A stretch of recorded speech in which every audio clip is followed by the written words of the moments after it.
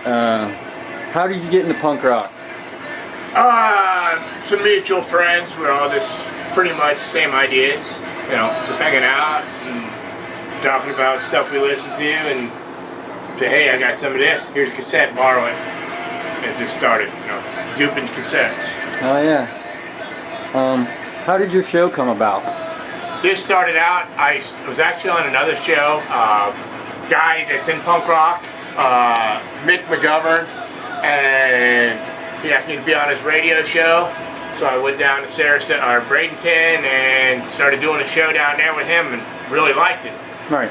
Yeah, and then pretty much became his executive producer and stuff, and fucking started booking people on there. I even had like Legs McNeil, Sam McBride and stuff, and some porn stars, and people of interest like Octomom. Right. And, you know, I got people like that on the show, and cool. it was fun, you know?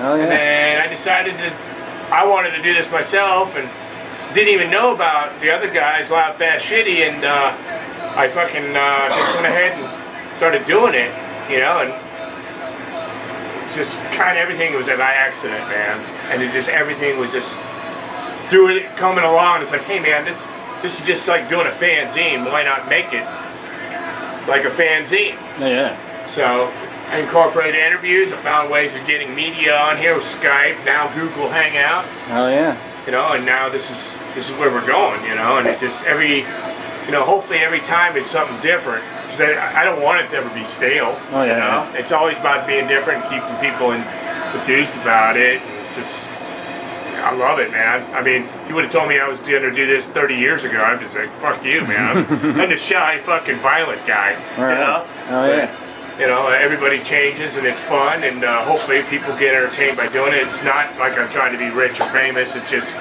it's fun. These are the people I grew up. Never thought I'd talk to them. I found a way of doing it. It's like a time portal, and it's fun as fuck. What do you actually do for a living? At the current time, I'm a sous chef. Right on. Hell yeah. Who's the coolest guest you've ever interviewed? Wow. For a while there, it was probably Chris Doherty of Gangrene, because we had him on here on a weekly basis. He just didn't know what to expect. It was like talking to your best friend. Yeah, you know, yeah. So, but, you know, it's just so off the wall. John Stab, we just had John Stab on. John Stab is just a bundle of energy, and I love that, man. It's just like, you know, a few guests will remain nameless, but, you know, they were just so drawn out, and just was like, how am I going to get this interview to go, you know? Right. And it's not really like that, but sometimes you really have to take that bull by the horns and go, take it and make it happen, man. And, you know, some people like John, you don't have to do that. So I'll put John up there as one of my favorite guests to have. This guy right here, Rick Agnew, love him to death, man. Hell yeah. You know, and then you get the ones you never think you'd get them, and through a friend, you get somebody like Keith Morris, or you get, one of my favorites, he's kind of an actor now, is David Yao. Oh yeah, Jesus Lizard. Yeah, Jesus Lizard. You know, and there's always the people that you can't get, but you're always going for them. Right. You know, Kim from the Muffs, Kim Deal. No, it's not Kim Deal. Kim Shannon. Right. From the Muffs. She was pretty cool, and it was just right after she got kicked out of the Pixies, and she was real cool, down to earth, you know, real loose, and it was cool, you know, and that's what we like, man. It's not like you're gonna come on here and be on some PM magazine or Wally George or, you know, right. Morton Downey. We're not gonna sit here and pick you apart. We just want to talk about good times, and you know, be like, right, hanging out before the show or after the show with the bands. Yeah, you know how it used to be, you know? Yeah, hell yeah. So, pretty much like that. How's the local scene here? Oh, when I can go out, I love it, man. And if it wasn't for this guy, I wouldn't know a lot of the bands that are going on around here and stuff. Brandon keeps me informed, and I've grown a lot of love for a lot of these bands. There's a band called the Abortion Twins. Really fucking funny to watch, man. I have a good Never time. heard of them. I have a good time when I go see them guys. And when they're gonna come back. Hell Guys yeah. gotta come back. Hell yeah. Count It Out is another good band. Brandon's band's always fun to watch. A Scurvy. You know, some bands are coming and going. I'm not gonna, Right. you know, politics, whatever. Pigpen. You know, I'd probably not name them some bands, but they need to get on the show. So, Yeah. Oh yeah. you know, but another band I like is the guy who's the guitarist for the Murder Junkies. He's got Village to Weedville. This guy, you know, Sunny. Hell yeah. Sonny, man, look at this guy. This guy did almost everything on here, man. Yeah, He's hell like yeah. a virtuoso. Yeah. You know, we got a lot of local talent here. Chris Barrows, man. He's gonna be playing Christmas. I mean, this, you know, Tampa Bay has got some good stuff going. If it wasn't for people like him and the other promoters out there, it's just non-stop. You know, Brass Mug on the Bay area, the Bay side, and then you got 662 Octave, Fubar. What else? You know, you got people that want to be out there, and it's just like, get in line, man. Yeah. You gotta start off with the small time before you get the bigger bands and stuff. So I'm about to wrap this up over here. I can do this real quick. Okay. So the thing down has got me and the camera. Do you see an invitation or anything? Hang in there, Bruce. Yeah.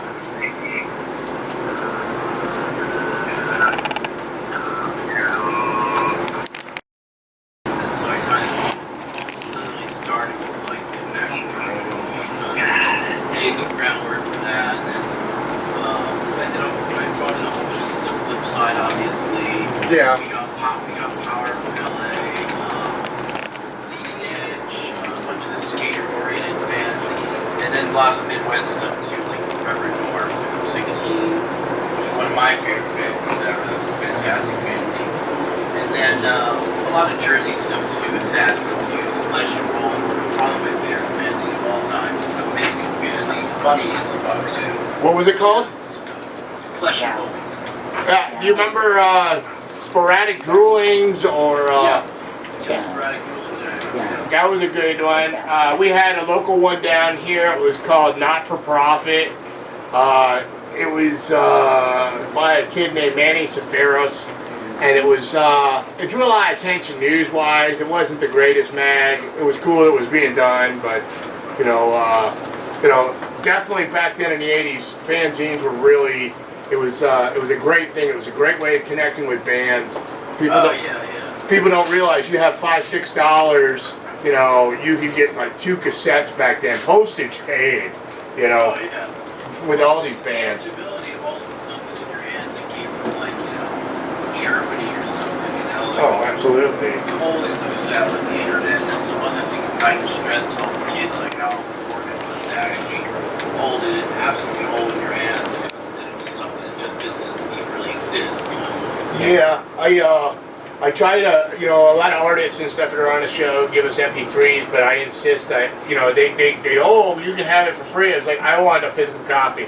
Something you can hold, yeah. I want it in my car. I want to be able to take it, and it's like, I got it, because I mean, let's say the Russians knock out the internet, like they keep saying on the news, espionage or whatever you call this shit. It's a pretty viable concern. I might lose my music in my computer. Yeah, you never I want to know. have a backup plan. I got vinyl. I play vinyl. I got your AOD I got from you. I'll play that tonight if I can play that tonight.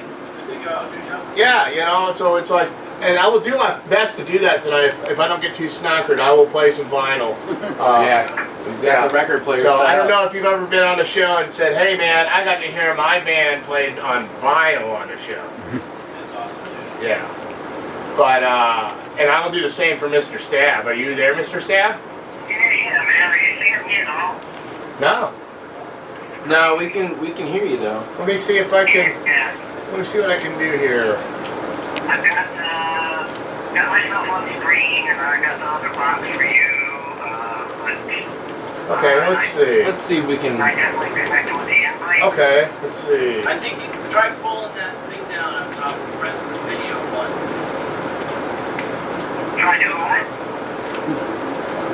Hold on, I got a new window open. Yeah, we're trying Sick. again. Oh, there is it. Who is that? Okay, there's Bruce. Let's see. You just got the one of them again. Yeah, I just got you, Bruce. That's crazy. Oh my well, Yeah. I need a drink. Well, we're trying, John. We're trying, Bruce. I know. Freak us out. Okay. And sex couple. You've got like rock. Don Fleming is like Shaft. Amazing.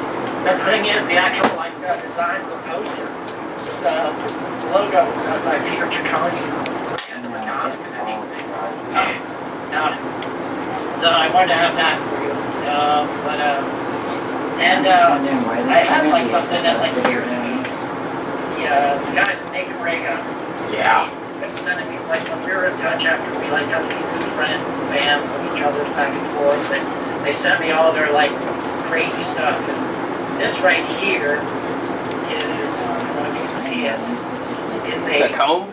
let's see, hold on. Oh, free shit. Nice. Oh, it's a naked ray gun comb? Yeah. They used to give out free shit. Nice. That's awesome. My favorite things. The other, I used to have other things from them. I had like, I still have like a little mini calendar and such, but Yeah. the reason I wanted to post that up is because I wanted to tell a little story that in about 85, when this one guy joined GI briefly for about a half a year and played with us. He lived with me in a group house, and I had a naked ray gun lollipop stuck on the wall. They sent me a naked ray gun lollipop. Yes, awesome. And one day I found out it was missing, and I went and he like apparently sounds like he like got my really friend he Sal got from a sweet Rhode tooth Island. one night and said like, sorry man, I need the lollipop. I was so pissed. I would be too, man. I wanted to kill. I wanted to like, I was in the fifth pound pop and I wanted to clean the house and I wanted to destroy the group house from hell. But the much cooler thing is that the fact that the guys that ate my naked ray gun lollipop now pounds the skins of the mighty pentagram.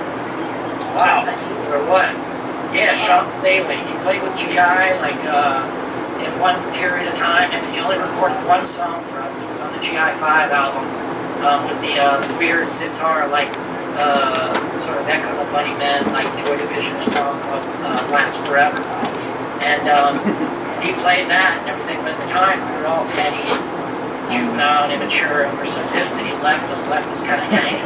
And we had a big fight with them and stuff. He like couldn't deal with living with me anymore, and I couldn't deal with living with me anymore either. But like he was pretty bad. He was pretty bad. He was pretty like bad housemate to have. Well, if you yelled at me for stealing your lollipop, I'd be pretty mad too. It was a bummer, but we Yeah. left us hanging. We were so petty that we didn't give him credit for like playing on that song. Finally, Until finally, like the reissue came out on Doctor Strange and everything. The volume 2, the Bruce wanted volume 2, government issue, like complete history of volume 2. Had to finally say that like at the time we didn't give him credit, but now we give him credit for Sean Seeley. oh cool. Now he's like he's played in other bands with me. He played within a band called Weatherhead. That I don't know if you ever got a chance to like share that video of Mr. Nice Man that I sent you. The crazy one about like they're in our group house and the House of Ultimate Doom. Is that where the Bad House Girls stayed? Exactly. Yeah, Bad Dream House Girls stay there. Yes.